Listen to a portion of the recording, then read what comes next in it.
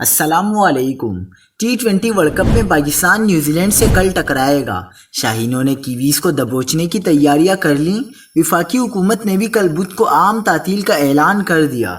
کیا آپ حالات حاضرہ سے آگاہی حاصل کرنا چاہتے ہیں؟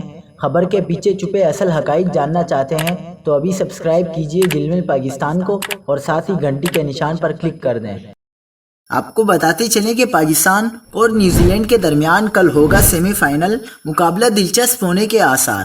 اس موقع پر کل 9 نومبر بدھ کو اقبال ڈے کے حوالے سے عام تعطیل کا اعلان کیا گیا ہے۔ وفاقی حکومت نے بدھ 9 نومبر کو قومی شاعر علامہ محمد اقبال کے یوم پیدائش کے موقع پر عام تعطیل کا اعلان کیا ہے۔